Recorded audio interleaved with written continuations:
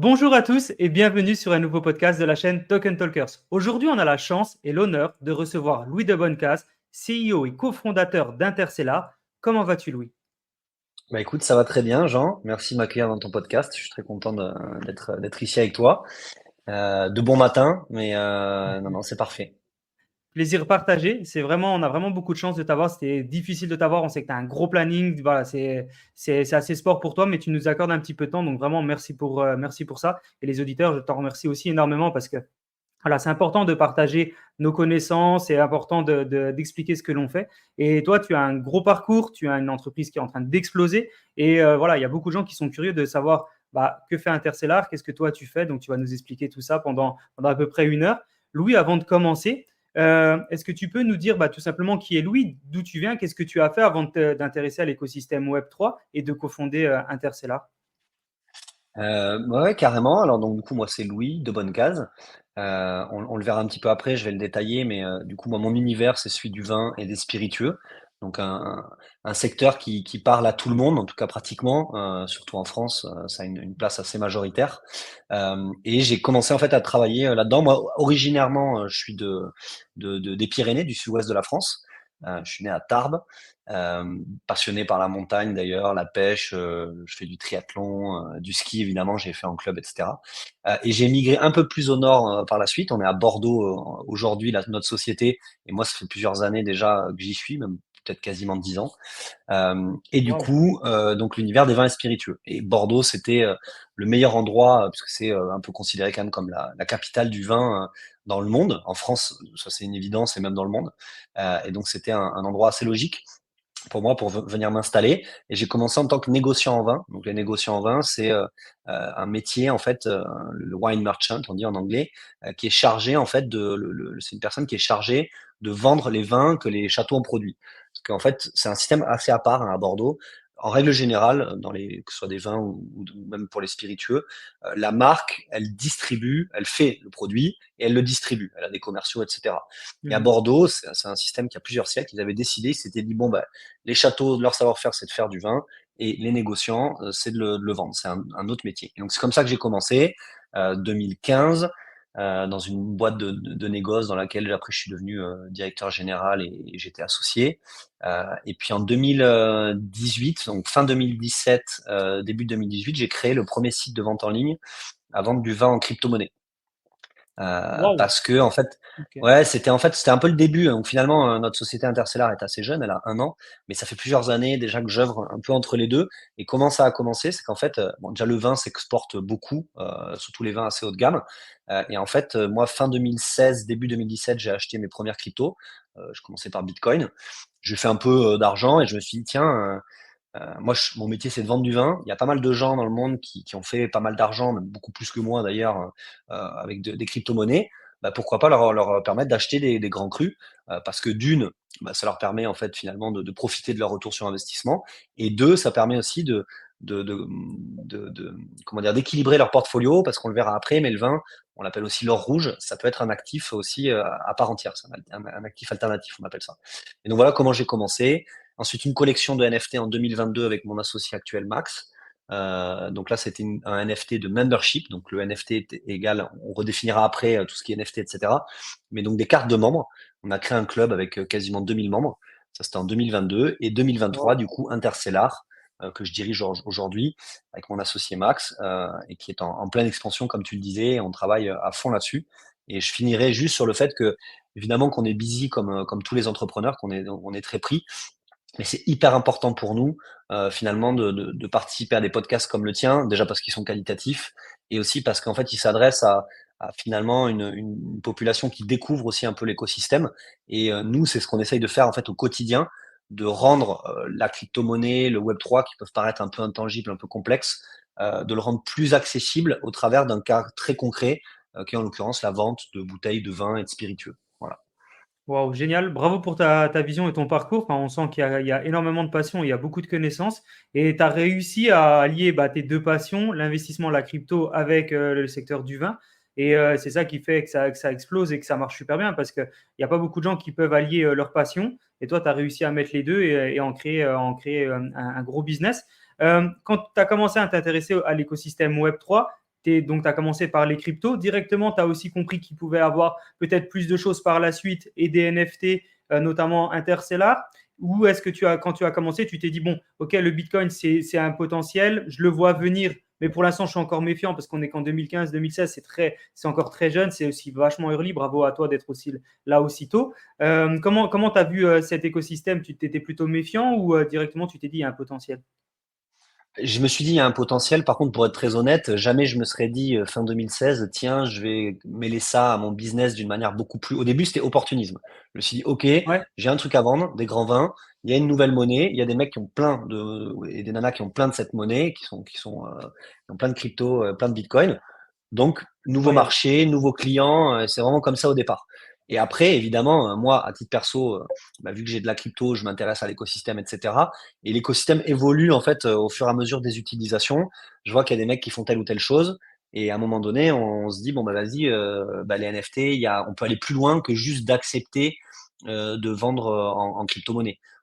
Et c'est là, en fait, que c'est de là que sont venues toutes nos idées d'abord de membership, parce que créer une communauté, pour nous, c'était le plus important, et on a compris que c'était vraiment le nerf de la guerre dans le Web3, avant de faire une marketplace, un métaverse ou autre, et qu'il n'y ait personne dedans. C'est bien d'avoir un super outil, mais s'il n'y a personne dedans, ça n'a aucun Ça intérêt. sert à rien. Donc la Ouais. communauté d'abord, donc ça c'est ce que j'ai appris assez rapidement, et puis après l'outil avec toutes les utilisations liées au vin et au spiritueux que la blockchain peut solutionner. On peut en discuter après, mais voilà, il y a plein de, c'est solutionner des problèmes concrets en fait. Voilà, c'est ça qui est important.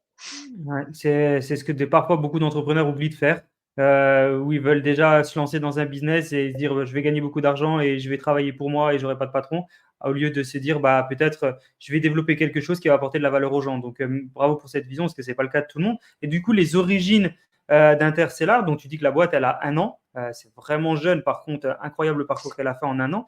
Euh, les origines, c'est comment tu as eu cette idée directement? Tu t'es dit on va faire ce que je fais là à l'heure actuelle où la vision, elle était un petit peu différente et elle a évolué avec le temps. Bah, en fait, elle évolue même, je dirais que elle évolue encore en fait. Tous les jours, on se remet en question. Ça, c'est ce qui est génial dans l'entrepreneuriat et en plus dans le Web3, c'est vrai que ça va très vite. Il y a tellement de mises à jour et tout est en train d'être développé en fait, hein. Même notre site, il change tous les jours. Il a été développé from scratch. On n'a pas un Shopify ou un PrestaShop. Donc tout bouge au fur et à mesure. Donc évidemment, la vision, elle a évolué.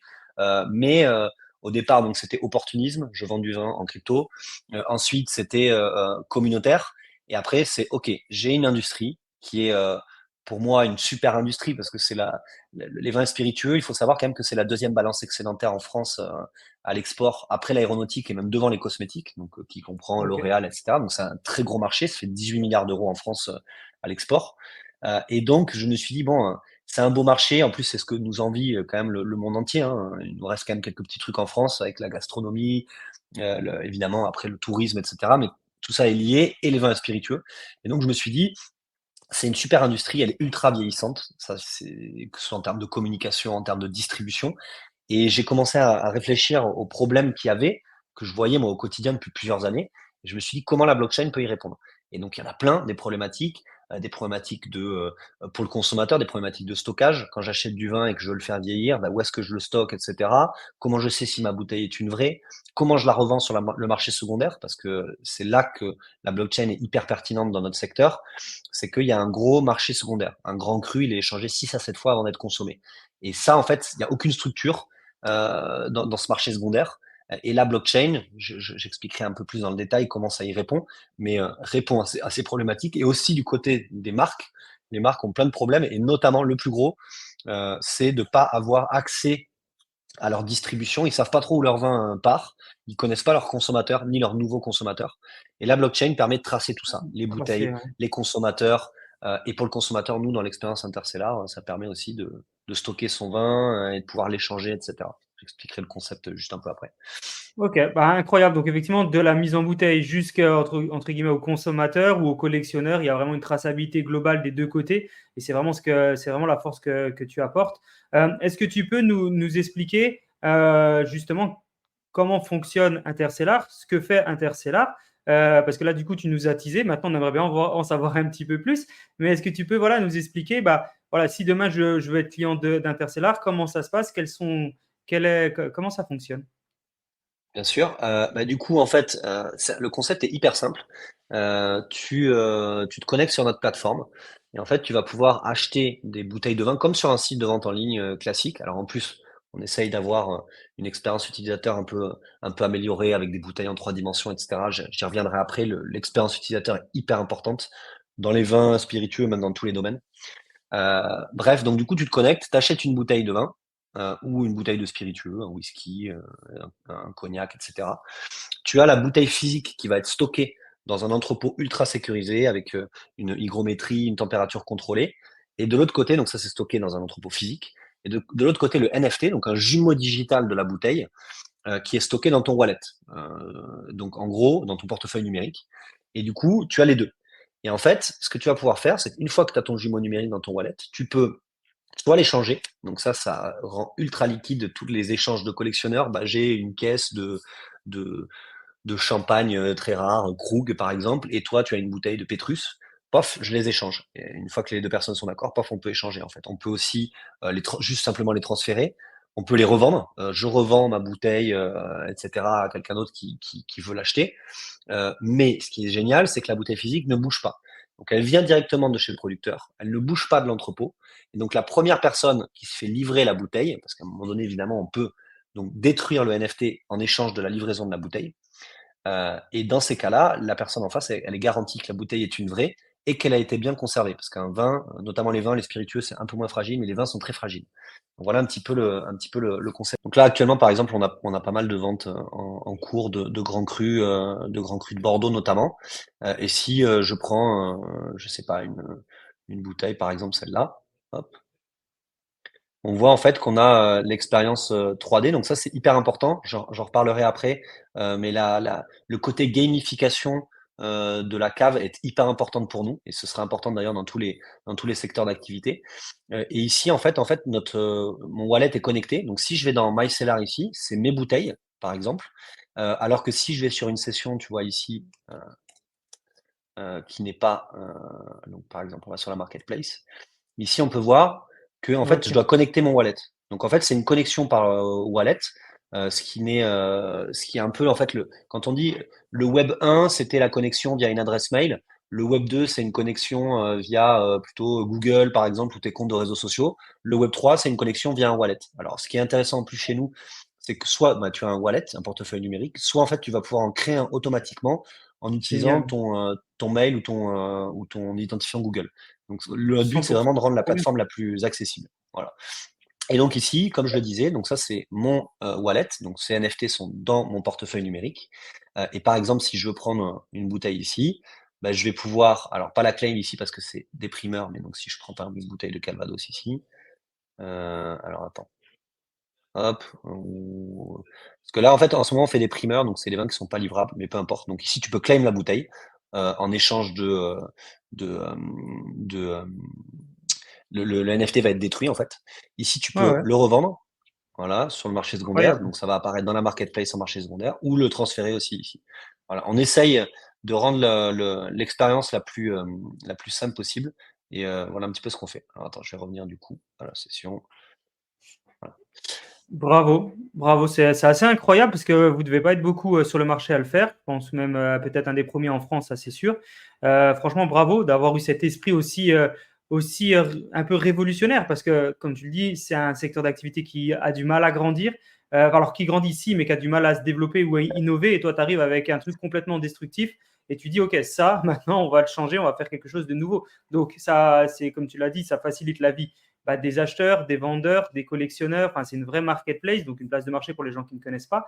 Et donc, du coup, ça permet vraiment de faciliter la vie de tout le monde. Est-ce que vous avez mis en place une stratégie marketing un peu spécifique pour pouvoir justement fidéliser des nouveaux clients, notamment grâce au NFT? Alors c'est une bonne question. Notre stratégie marketing, elle est double. En fait, Ok. on a des consommateurs qui ont deux profils différents. On a des consommateurs, du coup, des nouveaux consommateurs, donc plutôt des utilisateurs du Web3, de nos technologies, des expériences immersives, etc., qui ne connaissent pas le vin. Donc là, finalement, on va devoir éduquer ces gens-là au vin, leur expliquer ce que c'est que le vin, etc., d'une manière éducative. D'ailleurs, Moi-même à titre personnel, j'ai un compte Instagram sur lequel je vulgarise un peu le monde du vin et des spiritueux. Donc vous pouvez aller regarder avec même mon nom, Louis de Bonnecase. Vous pouvez aller voir sur Instagram directement. J'ai réussi assez rapidement à me faire une petite place dans l'univers. Donc ça, c'est le premier point. Et le deuxième, c'est qu'on a les consommateurs actuels de vin et de spiritueux qui ne connaissent pas le Web3. Et là, ces gens-là, on doit plutôt les éduquer, donc avoir une communication et un marketing sur l'onboarding, donc le fait de les embarquer dans notre univers, mais de manière le plus simple possible. Donc, c'est ce que je disais avant, euh, accepter les paiements en carte bleue, déjà ça c'est hyper important, et pas qu'en crypto-monnaie. C'est permettre l'utilisation, la création de compte utilisateur avec une adresse email et pas forcément avoir un wallet, etc. Donc ça, c'est vraiment notre deuxième axe marketing, c'est aller cibler les acheteurs actuels de vin et de spiritueux en leur rendant l'expérience utilisateur la plus plaisante et la plus simple possible. Ok, c'est assez impressionnant. Quand on est collectionneur, souvent, effectivement, on a un problème, c'est qu'on n'a pas forcément assez de place chez soi pour stocker tout son vin. Et justement, là, tu réponds à quelque chose d'intéressant, c'est de pouvoir donner la possibilité à des gens de collectionner du vin, mais surtout, au-delà de juste le collectionner, de pouvoir le stocker pour eux. Et imaginons, je suis une personne en Asie, en Amérique latine, je suis une personne qui n'a pas forcément envie de stocker le vin chez soi parce qu'il faut le livrer, etc. Ils peuvent le stocker, puis après peut-être tout simplement le revendre sans jamais voir les bouteilles. Exactement. Et en fait, on permet les deux. C'est un système en fait à l'origine qui vient des Anglais. Les Anglais achetaient 2 caisses de vin, des grands vins de Bordeaux quand ça sortait en primeur. Une caisse Ok. pour investir, une caisse pour la consommation. Et la caisse d'investissement était censée euh, financer en fait la consommation de la deuxième. Donc avec le retour sur investissement de la première, tu finances ta consommation. Et en fait, l'idée c'est ça, c'est de permettre aux gens d'avoir une cave digitale et pourquoi pas de se laisser la possibilité plus tard de les revendre s'ils en ont le besoin, soit évidemment de les consommer. Et dans ces cas-là, évidemment, tu vois, tout le monde peut avoir une cave frigo chez lui ou même une petite cave avec une capacité de 60, 120 bouteilles, ce qui est déjà pas mal. Mais quand tu commences à en acheter beaucoup plus et à les faire vieillir, ça devient difficile en termes d'espace, en termes de conservation. Et surtout, une fois que tu t'es fait livrer la bouteille, c'est beaucoup plus difficile de la remettre sur le marché secondaire parce que les gens en face, ils savent pas si c'est une vraie, ils savent pas si elle a été bien Ouais. conservée. C'est surtout ça parce qu'aujourd'hui, tu as des sites qui peuvent authentifier les bouteilles. Donc déjà, ça nécessite un process d'expertise, etc. Mais l'intérieur, le liquide, personne ne peut savoir. Si la bouteille, elle a fait le tour du monde, si il y a eu des différences de température, ça, tu peux pas le savoir. Et donc ça, c'est un vrai problème. Donc nous, aujourd'hui, on garantit finalement la bonne conservation, le fait que ce soit des vrais. C'est un peu comme des cartes Pokémon sous blister. Elles vont être plus facilement échangeables ou revendables si les gens en face savent que c'est des vrais, qu'elles ont été bien conservées, etc. Ah, super, super intéressant. Si je veux travailler avec Interstellar, soit en tant que justement collectionneur ou tout simplement en tant que négociant, etc., quel est le meilleur moyen de te contacter ou de contacter ta société? Alors, déjà, c'est important de comprendre notre système. C'est qu'on ne vend que des marques, donc des châteaux, des marques de spiritueux, aux consommateurs. Ce qui fait que, par exemple, si une personne souhaite, donc un collectionneur souhaite mettre ses bouteilles en vente en ligne sur notre site, c'est pas possible. Parce que Ah, moi, ce trop bien. collectionneur, comme je te le disais avant, je ne peux pas savoir en fait si les bouteilles ont bien été conservées ou autre. Il va falloir que j'expertise la bouteille, etc. C'est pas possible. Donc en gros, nous, ce qu'on est en train de faire, c'est uniquement garantir que ça vient du château. Et il y a pas eu de propriétaire avant en fait. Sauf les propriétaires du jumeau digital, mais dans ces cas-là, la Ouais. bouteille ne bouge pas. Ok. Donc c'est pour ça que nous, on encourage, c'est les vignerons, les marques de spiritueux. Aujourd'hui, on bosse avec on a signé plus d'une centaine de marques, des châteaux ultra prestigieux. On en a là en ce moment, donc, ce que je montrais sur le site, on a plein de bouteilles comme du Margaux, du Lafite Rothschild, du Mouton, plein finalement d'accès à ces bouteilles et on donne cet accès à nos consommateurs. Mais on a aussi des marques de whisky, de Calvados, on a du champagne, on a bossé avec Champagne Carbone, par exemple, le fournisseur officiel de la Formule 1. Donc en général, c'est les marques qui nous contactent, finalement pour avoir une meilleure traçabilité de leurs bouteilles et aussi pour s'adresser à des nouveaux consommateurs. Parce que les consommateurs de demain n'ont absolument pas les mêmes, euh, les mêmes habitudes de consommation que les consommateurs d'hier, que ce soit pour le haut de gamme ou pas d'ailleurs. Ça, c'est une vérité. Ah, c'est assez impressionnant l'évolution qu'il y a et ce que tu fais justement pour que ça évolue encore plus vite. Dans les choses que tu as fait pour que ça évolue vite, c'est le premier, on va revenir légèrement là-dessus, mais la première société qui acceptait les paiements en crypto. Quelles étaient les difficultés ou les défis que tu as eu à l'époque pour justement lancer ça? Parce que tu es tellement early que ça ne devait pas forcément être facile. Est-ce que tu as réussi à connecter assez rapidement? Est-ce que pour les gens, c'était facile de payer? Est-ce que du coup, en lançant ça, tu as trouvé des gens qui ont commencé à adhérer à ce système? Parce que comme tu étais nouveau, comment le marché a réagi? Alors tu l'as bien dit, en fait, la principale difficulté finalement, c'est la durée en fait de mise en place d'un tel système. Révolutionner une industrie, ça prend du temps. Donc en effet, au début, moi, il y a quelques années, quand j'allais voir les châteaux, je leur disais: «Ouais, on va vendre en crypto-monnaie» et cetera. Donc ils nous regardaient avec des grands yeux et ils voulaient pas le faire parce que, à l'époque et même encore aujourd'hui un petit peu, il y a cette image de, oui, c'est pour le terrorisme, et financer la drogue et cetera. Donc ça, c'est un truc que j'ai, trimballé pendant comme pas mal d'entrepreneurs pendant quelques temps.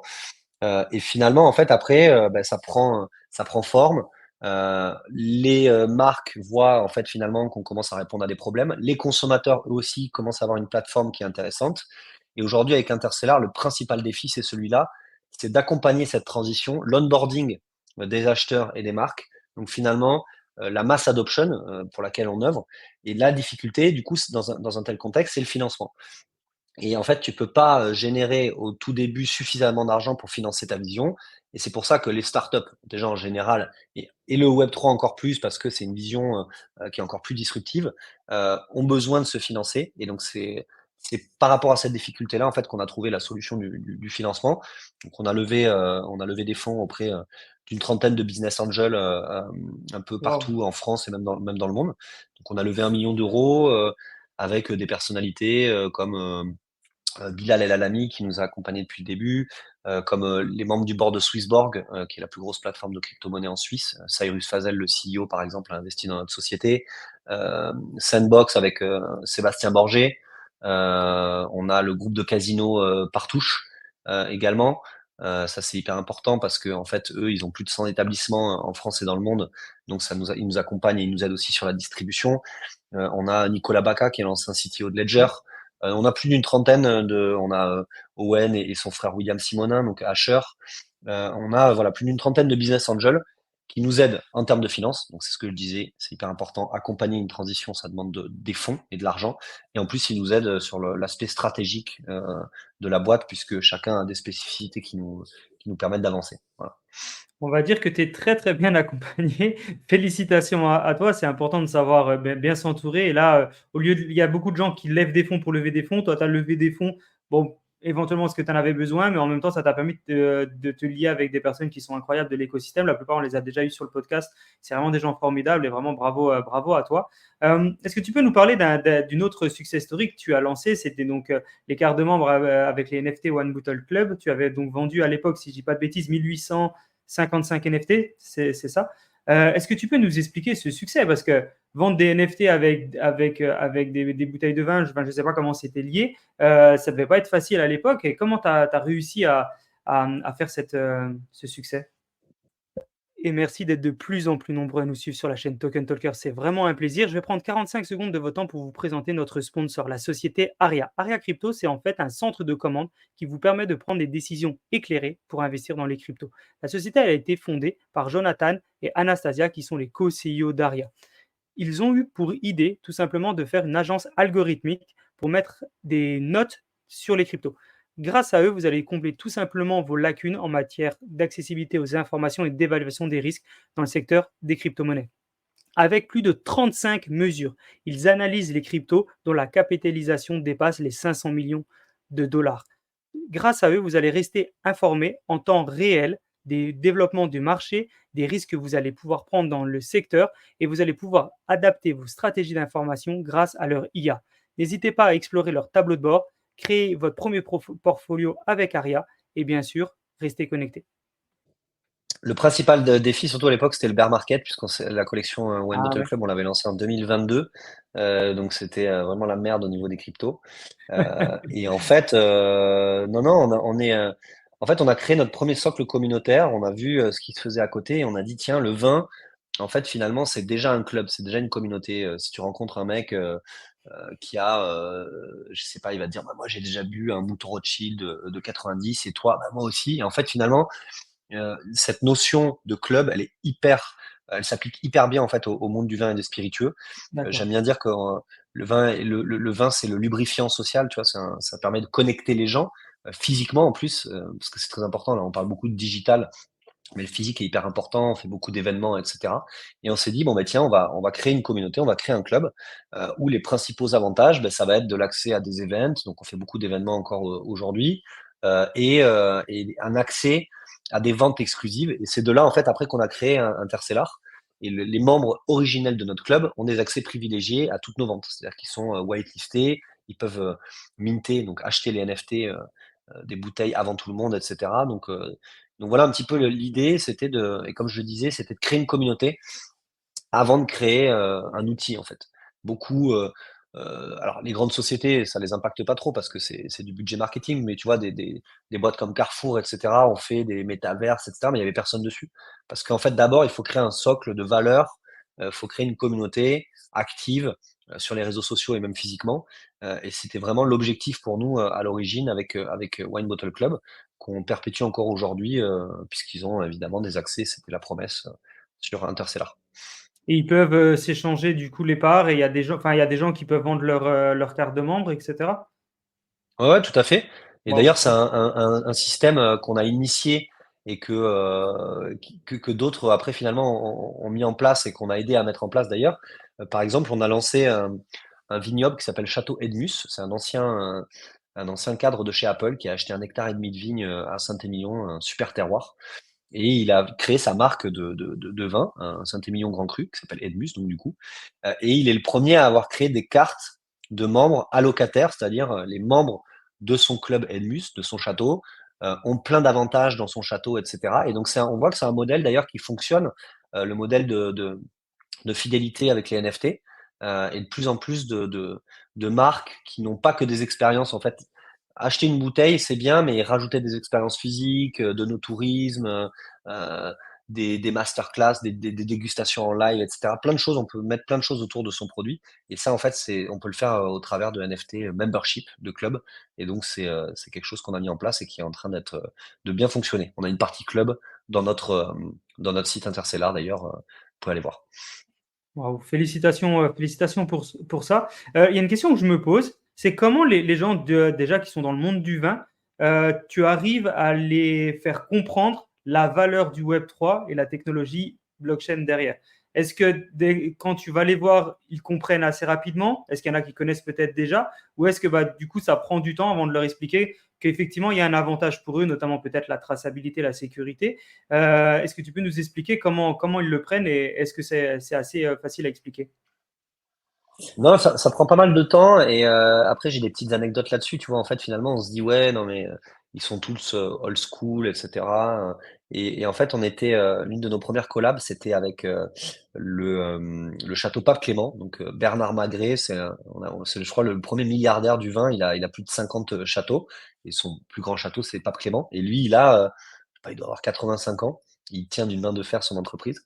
Et on avait bossé avec lui et en fait, lui il nous disait non mais moi, mon but, c'est d'innover, etc. Et il était hyper ouvert à créer des NFT avec nous, etc. Et en fait, c'est ça qui est intéressant à voir, c'est que l- la principale motivation, en fait, des châteaux, des marques de spiritueux, etc., c'est de finalement aller vers les nouveaux consommateurs.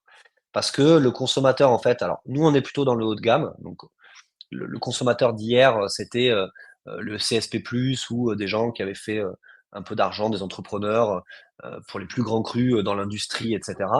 Les consommateurs de demain, on le voit, les acheteurs de grands crus et de grandes bouteilles, c'est plus la même chose. Si tu regardes d'ailleurs le top 10 des personnes les plus riches du monde, c'est plus que des fortunes du pétrole ou autres.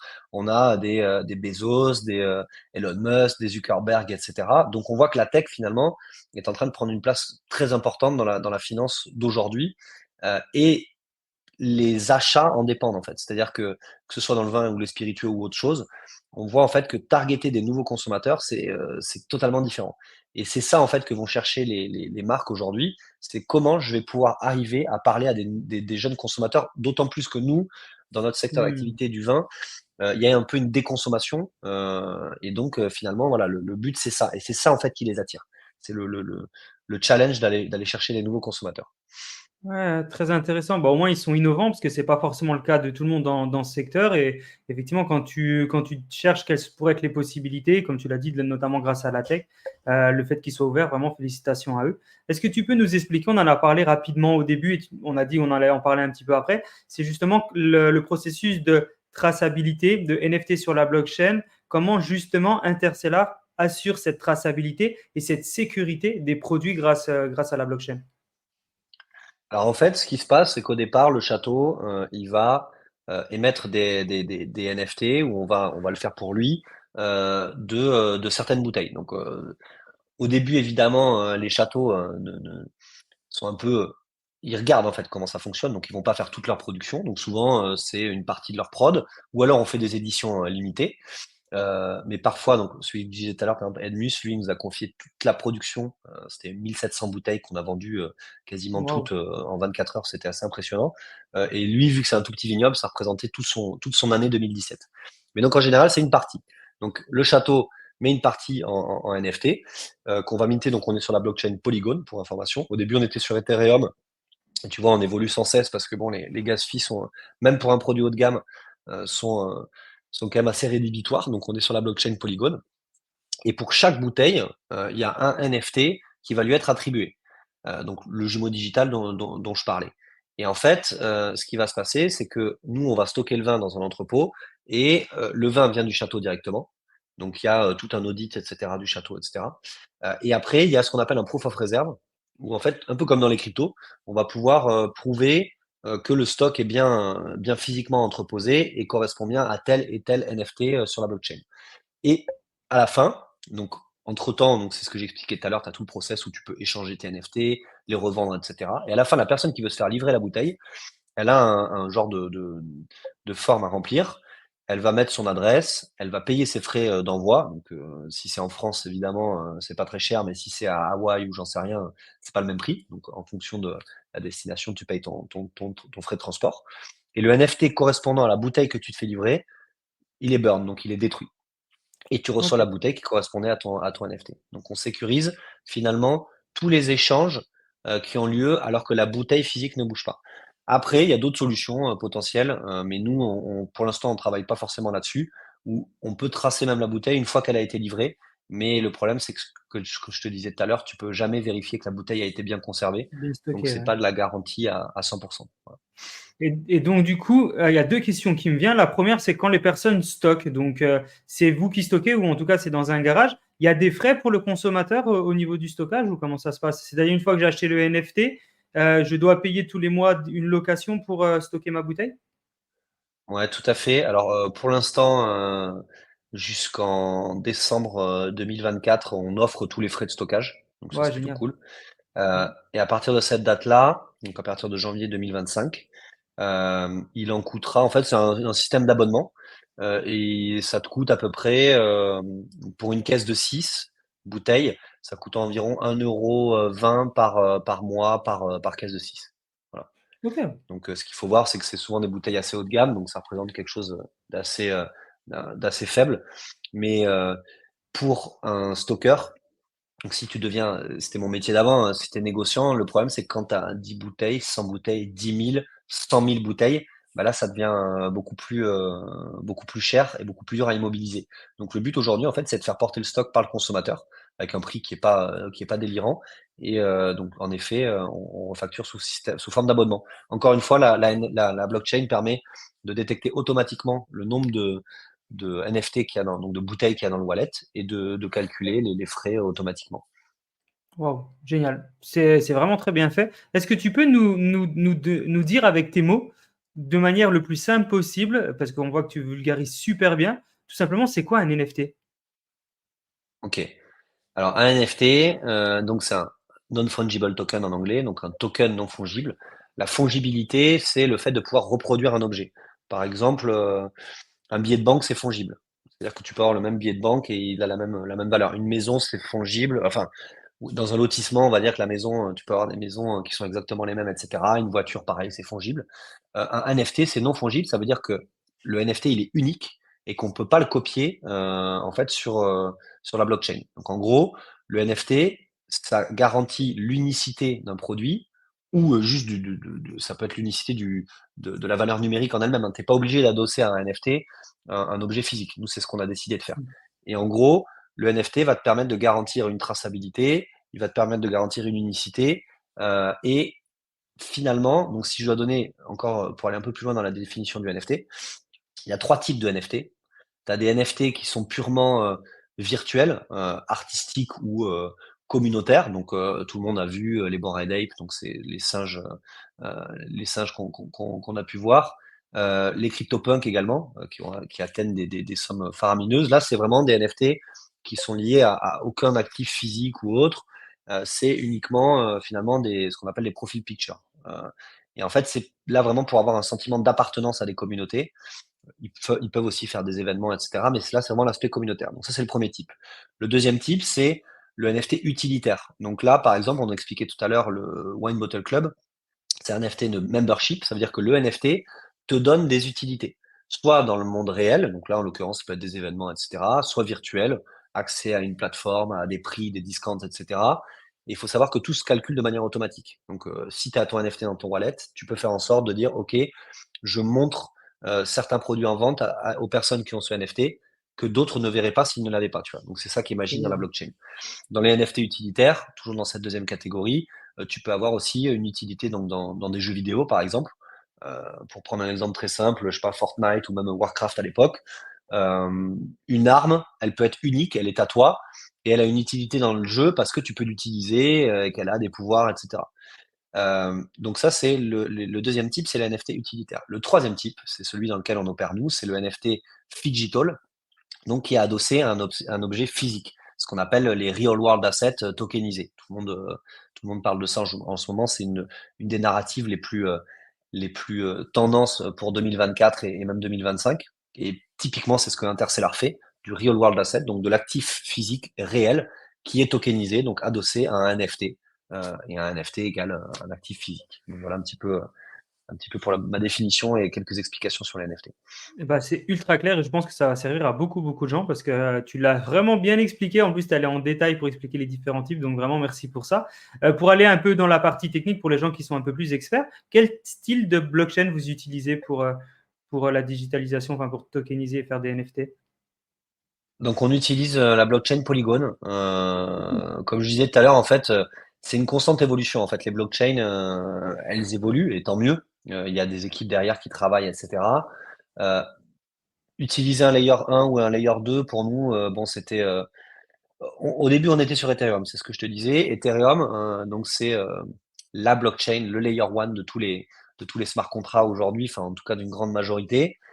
Elle a ses avantages et ses désavantages. Les principaux désavantages pour l'instant, c'est les gas fees qui sont très importants. Et c'est pour ça qu'on a migré sur une blockchain qui a beaucoup moins de gas fees comme Polygon. Mais aujourd'hui, en fait, on n'est pas fermé, parce qu'il y a tout ce qu'on appelle EVM compatible, etc. On peut aujourd'hui faire du cross-chain, utiliser plusieurs cryptos, plusieurs blockchains sur un même projet. D'ailleurs, donc ça me permet de faire une petite transition, mais on est en train de créer notre propre token, donc notre propre crypto, pour ceux Bravo. qui connaissent pas, voilà. On est en pré-vente actuellement et le token sera lancé en septembre sur 4 différents launchpads et listé sur pas mal de très gros centralized exchange. Et en fait, on peut même, par exemple, on va développer donc ce token sur Polygon, mais on peut prendre une partie de la supply. En l'occurrence, on va prendre une petite partie et la mettre sur Solana, par exemple. Donc en fait, tu peux avoir sur une même crypto, tu peux faire des bridges. Le but, c'est en fait d'être le plus flexible possible. Donc aujourd'hui, nous, on est sur Polygon, mais on est assez flexible. Voilà. Ok, bah merci, merci encore une fois pour cette explication. Là, tu as une force, c'est la vulgarisation. On voit que tu aimes bien parler et vulgariser les choses, que ça soit technique comme simple. Tu as commencé aussi à le faire avec le vin, tu le disais juste avant, avec notamment ton compte Instagram. Félicitations pour ça. Je l'ai vu il y a pas très longtemps. Il prend bien et il y a vraiment de la qualité dessus. J'invite tout le monde à aller le voir. À quel point c'est important pour toi d'être dans l'éducation permanente, de pouvoir promouvoir le Web3, parce que ce que tu fais, ça sert aussi à promouvoir le Web3. Bien sûr, ça sert à ton activité, mais pas seulement, c'est vraiment beaucoup plus large ton travail. À quel point pour toi c'est important, c'est aussi que tu participes à des événements, à quel point c'est important de promouvoir le Web3 et de pouvoir le rendre un petit peu moins scammy qu'il peut paraître. Bah, justement, en fait, c'est que moi, je me dis, ça fait pas mal de temps que je suis dans l'écosystème, 2000, ouais, fin 2016, début 2017, donc ça commence à faire quelques années. Et donc déjà de voir l'évolution, je trouve ça hyper intéressant, mais il y aura pas le but final, c'est l'adoption de masse, en fait. Et si on reste, finalement avec, alors j'ai rien contre les cartes à jouer et les jeux vidéo et cetera, hein, et la si on mais si on reste là-dessus, ça concerne qu'une niche, en fait. Donc le but ultime de l'adoption de masse, c'est ce qu'on recherche tous parce que évidemment, on a des business, donc on est finalement, notre activité, elle est corrélée à tout ça, mais aussi parce que bah, fondamentalement, on croit. Moi, Bitcoin, au départ, alors évidemment, il y avait une notion d'argent, hein, ça c'est une évidence, mais j'adore cette blockchain et le concept qu'elle représente, libertarien, etc. Et donc, pour que ce dessin et cette vision se réalisent, il faut en fait que des secteurs d'activité ultra traditionnels, les vins et spiritueux, même ça peut être la nourriture en règle générale, ça peut être, les montres, ça peut être donc là, je parle de luxe, mais il y a plein de use cases possibles. Les jeux vidéo évidemment, la gamification et tout ça, c'est très important. Mais c'est ça le but ultime en fait, c'est de trouver des cas concrets pour qu'en fait, on arrive à se dire: «OK, la blockchain, c'est une technologie qui est géniale et surtout elle est utile en fait» et qu'elle ne concerne pas qu'uniquement une niche de la population. Et pourquoi en fait aussi c'est hyper important, pour moi de vulgariser? C'est parce qu'en fait, alors c'est important et surtout aussi c'est par la force des choses, j'y suis obligé parce que je suis sur un secteur tradi et qu'en gros, je suis obligé finalement d'être toujours un peu entre les 2 et d'expliquer, aux gens qui sont des consommateurs de vin ce que c'est que le Web3 et cetera. Et c'est le défi, principal de tout le monde, hein. D'ailleurs, tu regardes, par exemple, Nicolas Bacca, donc l'ancien CTO de Ledger, est en train de développer des solutions en ce sens. Nous, même en Ouais. interne, on développe des solutions en ce sens. C'est l'onboarding, c'est la clé en fait de tout ça. C'est comment faire en sorte que tout ça soit très simple et finalement, c'est, faire en sorte que les gens parlent plus en fait de Web3, de NFT, de blockchain. Parce que si tu regardes, internet, aujourd'hui, les gens l'utilisent tous, mais ils s'en foutent que ce soit du HTML, du CSS derrière, les gens utilisent internet parce que c'est utile, que c'est simple et que ça répond à des problèmes. Bah, le Web3, c'est pareil. Le jour où on parlera plus de NFT, de blockchain, de layer 1, de layer 2, ce sera gagné en fait parce que, les gens utiliseront, ça et ils se poseront pas de questions sur ce qu'il y a derrière en fait. Totalement. Dans le Web 2, tout le monde utilise Internet sans savoir que le protocole qu'il y a derrière, comment ça fonctionne, ce sera pareil sur le Web 3. Mais c'est vrai que comme à la base, Complètement. le secteur du Web 3 et la blockchain vient de monde des développeurs, d'ingénieurs, de gamers et tout ça, et c'est aussi un peu la finance, du coup, les gens utilisent des mots super techniques, ce qui freine peut-être encore l'adoption. Mais bon, c'est sûr que ça va vraiment dans le bon sens. Quand on parle d'adoption, on parle aussi souvent de régulation. Est-ce que pour lancer Intercellar, tu as besoin d'une régulation pour vendre des vins, c'est régulé? Comment ça se passe de ce côté-là? Alors c'est vrai qu'on n'a pas choisi nous le secteur d'activité, les secteurs d'activité les plus simples. Vendre des vins, avec de la crypto et cetera, c'est assez complexe Ouais, et évidemment on a, pas mal on a pas mal de problématiques légales. On est hyper bien entouré, on a plusieurs cabinets d'avocats et cetera.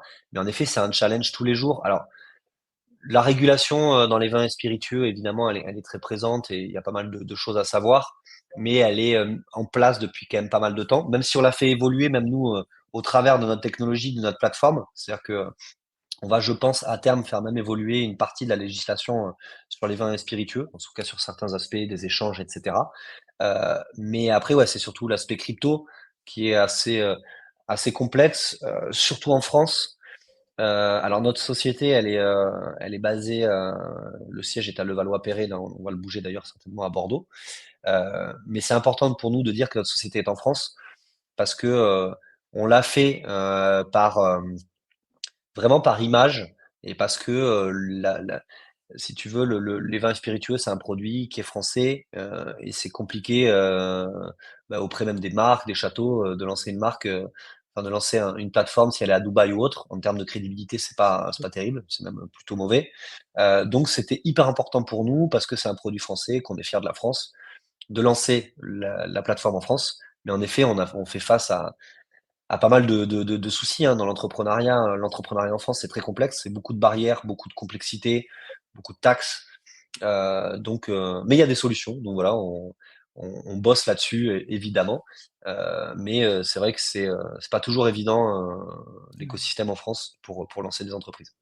Ouais, c'est sûr, mais bravo, bravo pour le challenge et tu es gentiment en train de le réussir, donc vraiment bravo à toi.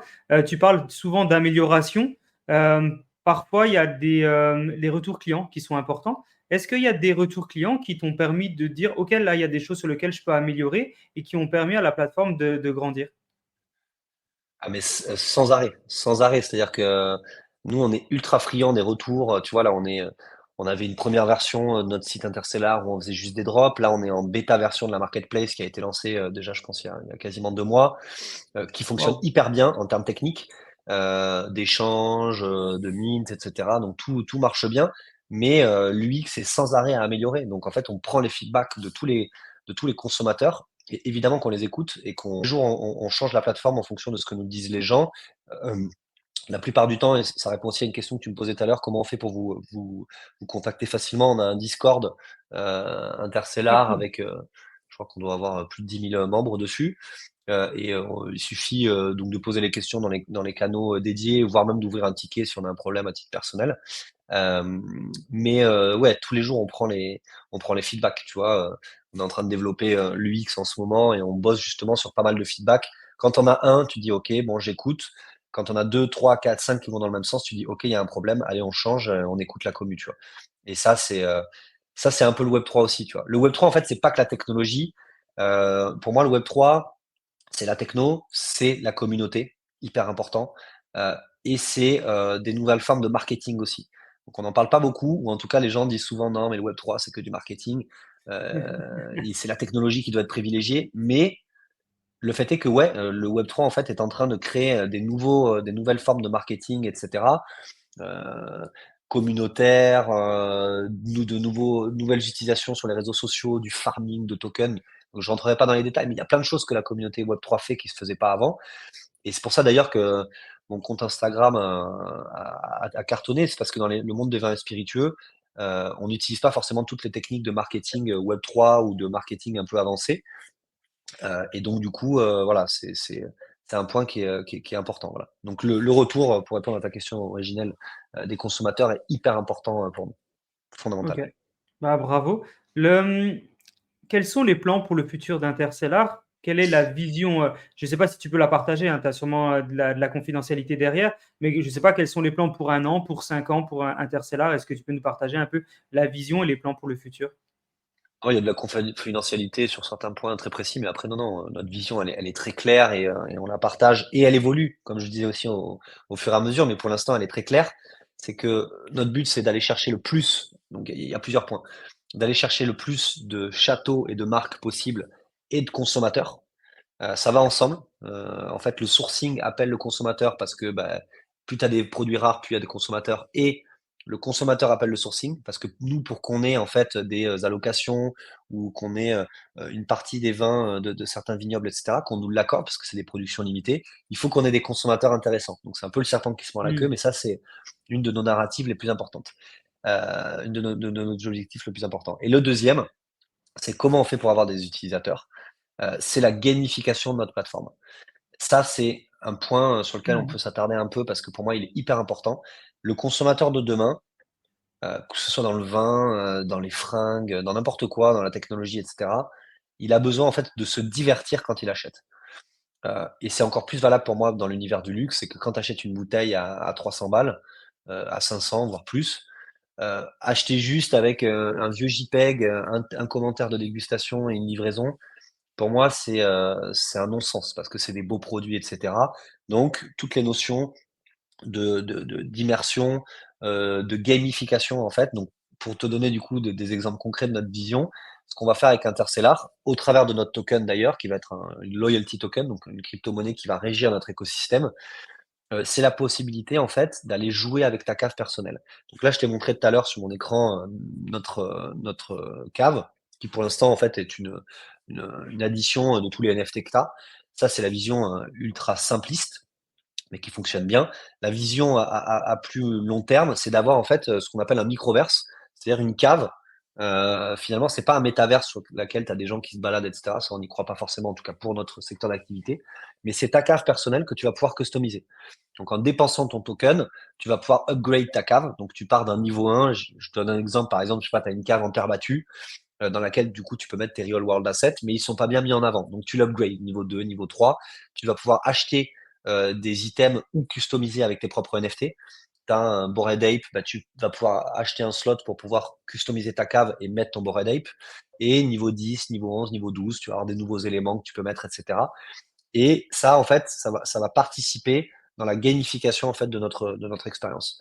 Et les gens, en fait, pour gagner du token, il y a ce qu'on appelle un système de leaderboard. Si tu as la plus belle cave, les gens vont pouvoir voter pour la plus belle cave.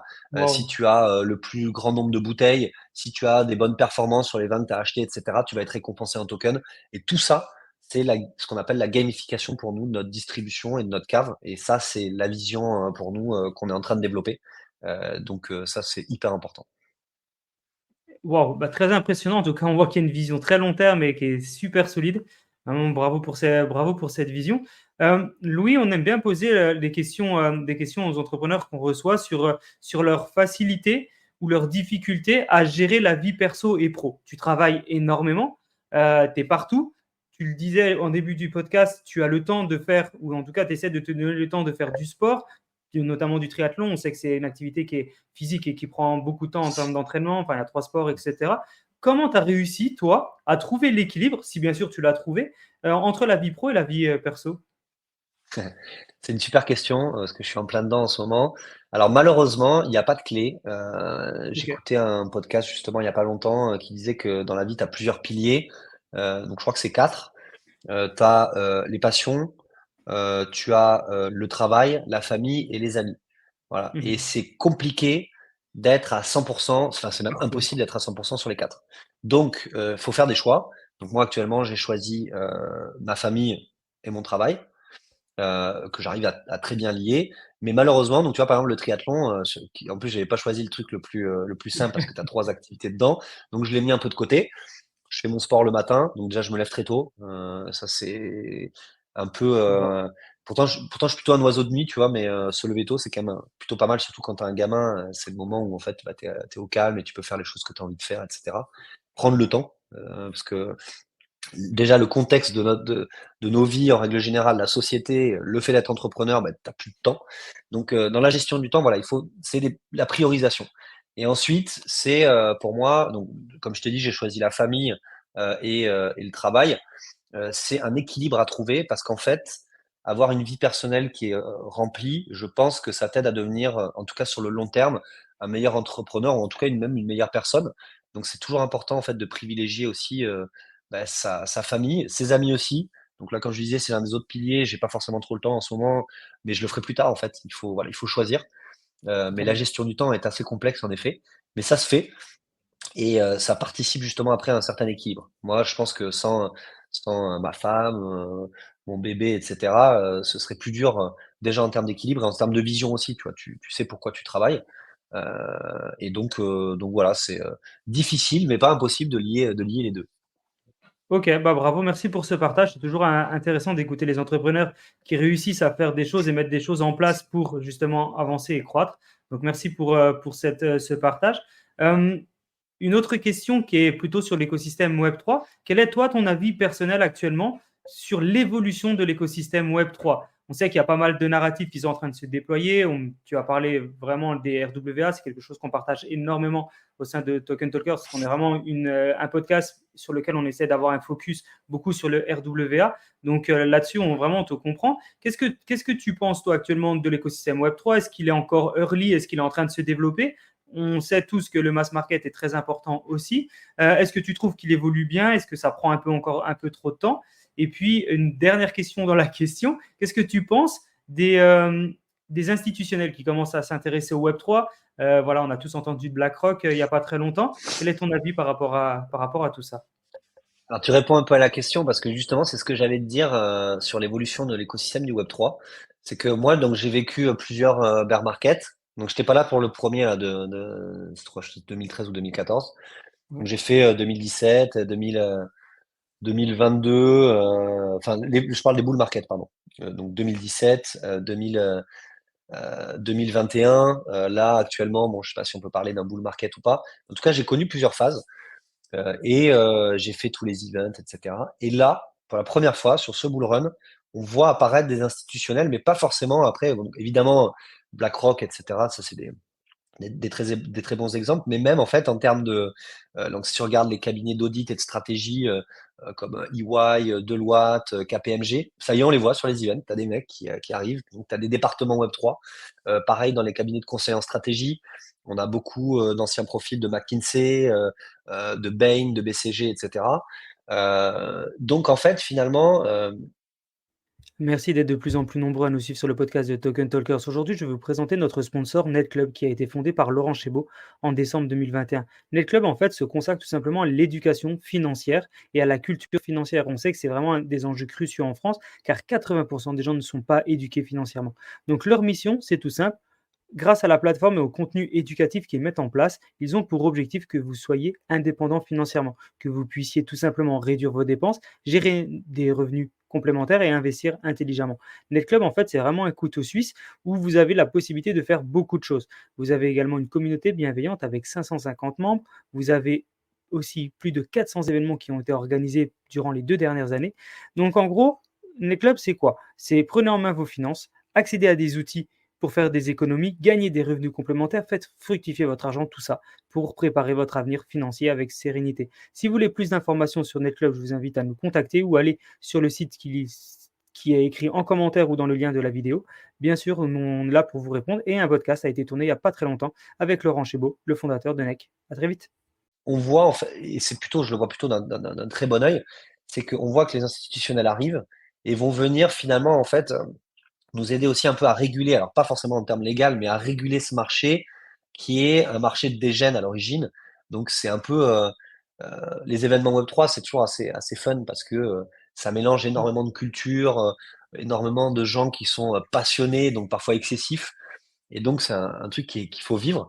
Et c'est vrai que je dis pas que c'est pas rassurant, mais là, maintenant de voir quand même qu'on a des institutionnels, des gens plus sérieux, pas dans la démarche, mais en fait, tu as toujours les ouvreurs au départ dans un nouveau paradigme. Tu as les mecs qui pensent, et cetera, un peu les artistes, et cetera.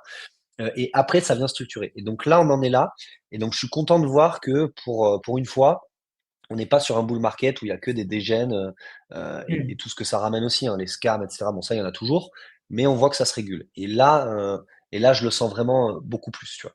Et c'est un bull market qui est différent parce qu'il est plus lent là, tu vois? Là, on range depuis Ouais. un petit bout de temps. L'Ether autour des 3000, le Bitcoin autour des 60. Je pense que c'est plutôt sain et ça montre que, voilà, la descente en tout cas sera plus tempérée si on voit que la montée est plus saine. Donc je trouve que tout ça est plutôt très rassurant et on voit évidemment, pour finir, de répondre à ta question, énormément de projets qui fleurissent, et dans des secteurs, tous plus différents les uns que les autres. Donc nous, le vin et les spiritueux, mais tu as dans la musique, tu vois, Boléro qui est un super projet, et cetera. Ouais. Je sais pas, il y a plein de projets hyper intéressants et donc non, non, c'est une bonne vision, et savoir si on est early ou si, ou pas, je pense qu'on est toujours early. Les events crypto restent des petits events, donc sauf là, peut-être à Dubaï, j'étais à Token 2049, il y avait quand même beaucoup de gens. Ça draine pas mal de monde, mais on reste encore vachement early. Donc, pour les gens qui nous rejoignent encore aujourd'hui, vous êtes early. Même en termes d'adoption de masse, de nombre de wallets, etc., on n'y est pas encore. Sinon, le Bitcoin serait pas à 60 000, il serait bien, bien, bien plus haut. OK, bah, merci pour ce partage. Tu disais au milieu du podcast que vous allez lancer votre crypto, d'ici la fin de l'année et qu'il y aura bientôt une précelle ou une précelle qui est en cours. Est-ce que la précelle s'est ouverte à tour? Est-ce qu'on peut avoir accès à ce genre de choses pour les gens qui nous écoutent ou c'est quelque chose de très off market? Non, c'est pas forcément off-market. Alors ça l'est évidemment, et nos premiers investisseurs sont des gens qui nous aident après, comme pour notre levée de fonds en equity, c'est des gens qui vont nous aider. Donc soit, nos premiers investisseurs en equity, soit on a carrément une pre-sale qui est dédiée pour les KOL, donc les Key Opinion Leaders, les créateurs de contenu et cetera, qui mettent en avant ton projet. Mais on a un slot, qui est prévu, pour, des business angels. Donc, tout le monde peut Génial. être un business angel, hein, finalement. Et donc, s'il y a des gens qui sont intéressés, il faut nous contacter en privé. On a Parfait. plusieurs rounds de pre-sale. Le premier, il a été sold out hyper rapidement. On a commencé il y a un mois. Le deuxième là est en cours et le troisième qui est pour les KOL quasiment terminé aussi. Et ensuite, il y a la vente publique sur des launchpads. Donc, on a signé 4 launchpads. Je peux en donner quelques-uns, mais par exemple, oui, Swissborg, par exemple, avec qui on est partenaire. Et on va le lancer sur 4 autres launchpads. Mais oui, il y a cette possibilité de participer à la pre-sale. Donc, ça, il faut voir au cas par cas, évidemment. Ok, génial. Bah, merci pour les informations complémentaires. Louis, on va devoir arriver à la fin gentiment de ce podcast. On sait que tu as un planning chargé, on ne peut pas te prendre plus de temps, même si j'aurais bien voulu qu'on parle encore ensemble des heures et des heures, mais au pire, on fera un autre podcast dans les prochains mois pour voir quelle a été l'évolution d'Interstellar pendant cette dernière année, par exemple. À la fin du podcast, on laisse toujours un petit peu le mot de la fin à notre invité. Donc, le mot de la fin, ça peut être un mantra, ça peut être une anecdote, ça peut être une astuce, ça peut être un projet ou quelque chose que tu as vu et que tu aimerais parler, quelque chose, un sujet qu'on a parlé que tu voudrais être voilà, peut-être encore plus précis ou rajouter quelque chose. Tu as vraiment carte blanche, ça peut prendre le temps que tu souhaites. Donc voilà, on te laisse le mot de la fin. Ok, non mais écoute, déjà je voulais te remercier pour le podcast. C'est très cool Merci. de pouvoir discuter avec toi. Et encore une fois, voilà, le principal message pour moi, c'est ça, c'est l'adoption de masse. Donc, tes questions sont très pertinentes et finalement, elles vont dans le même sens que le nôtre, qui est celle de la vulgarisation. Donc non, pour finir, moi je donnerais plutôt des conseils à des gens qui veulent intégrer l'écosystème. Heu, c'est finalement, de se dire que, comme je le disais juste avant d'ailleurs, c'est, de se dire qu'on est encore early. Donc, si les gens veulent intégrer l'écosystème, déjà, commencer, pour moi, c'est mon conseil principal. Tu sais, c'est un peu comme, comment expliquer? Pour moi, pour être vraiment dans l'écosystème, faut mettre un peu d'argent. C'est-à-dire que, évidemment, ce que tu es prêt à perdre, une petite somme si tu es prêt à perdre une petite somme, mais c'est comme, comment dire? On va dire jouer au poker, tu vois, sans argent. Tu joues pas à un vrai poker parce que t'as pas, le palpitant, t'as pas le truc. Et en fait, quand tu mets de l'argent dans l'écosystème, tu vas chercher à comprendre. Tu vas dire: «Attends, mon portefeuille, il était à», je sais pas, imaginons un mec qui a mis 100 €. Bah, là, je suis descendu à 80. Pourquoi? Tiens, là, je viens de monter à Mhm. 150. Qu'est-ce qui s'est passé? Tu vois? Et c'est là, en fait, que ça va te pousser finalement à aller creuser, et c'est là que tu vas devenir complètement accro. Donc moi, ça, c'est mon premier conseil pour les gens pour découvrir l'écosystème en règle générale, c'est d'investir. Hyper important. Même une toute petite partie, et je donne pas de conseils en investissement. Après, même si je pense qu'il faut quand même commencer par Bitcoin et par Ethereum, je pense que je vais pas me faire taper les doigts là-dessus. Ça reste une évidence dans les cryptos. Mais donc ça, c'est le premier point. Et le deuxième point, c'est côté entrepreneurial. Heu, il y a plein de gens aujourd'hui qui entreprennent, et je trouve que c'est génial. Beaucoup de solopreneurs, beaucoup de gens qui se lancent dans des projets avec plus d'envergure, des levées de fonds, des salariés, et cetera. Heu, c'est un parcours du combattant, mais vraiment, c'est vrai que je l'avais déjà entendu d'autres entrepreneurs, mais il faut le vivre pour le croire. Et en fait, il faut tenir. Donc tu vois, nous, on n'en démord pas. Ça fait plusieurs années qu'on est persuadés, qu'entre le vin et les spiritueux, et le Web3, il y a quelque chose à faire. On a vécu plusieurs bear markets. On est Mhm. toujours là, on construit. Et voilà, c'est être ultra résilient et se dire que, quand tu as des échecs, finalement, ça t'aide à avancer. Et le quotidien d'un entrepreneur, c'est ça. C'est des hauts, des bas, c'est le roller coaster, c'est la douche écossaise. Mais à chaque fois, voilà, il faut trouver les ressources parce que ça en vaut vraiment, Mhm. vraiment la peine. Et donc voilà, c'était un petit peu mon conseil, la résilience. En ce moment, on est en plein dedans, on a plein de hauts, de bas, et cetera, et c'est un truc de fou, quoi. Voilà. Bah, merci pour ton partage, Louis. Je pense que ça va intéresser énormément de monde. C'est une vision qui est très très large et qui est vraiment, qui permet vraiment de pouvoir toucher beaucoup de gens. C'est vraiment la force que tu as dans la vulgarisation, comme on le dit depuis le début. Vraiment bravo, merci. Merci pour ton temps. Bravo pour ce que tu fais. Force à Interstellar pour la suite. En tout cas, c'est bien parti. Donc, il n'y a aucune raison que ça ralentisse. Bon courage et puis bah, impatient de faire peut-être un prochain podcast ensemble pour voir un peu l'évolution. Merci à toi, Jean, et merci à toute la commune de nous avoir écoutés. Et si vous voulez nous retrouver, donc c'est soit sur les réseaux sociaux, on est sur Insta, sur Twitter évidemment, évidemment sur Discord. Et moi, à titre perso, donc Louis de Bonnecase, vous pouvez regarder sur Instagram ce que je fais et nous contacter, même moi directement sur Insta, je réponds, ou sur LinkedIn. On Trop se cool. fera un plaisir de vous répondre. Et si vous avez des retours aussi, comme vous le disiez tout à l'heure, avec plaisir, on est preneur. Même si vous avez des trucs que vous aimez pas et tout, dites-le nous, ça nous sert tout le temps. Donc merci à vous nous avoir écoutés et à très bientôt. Merci Louis.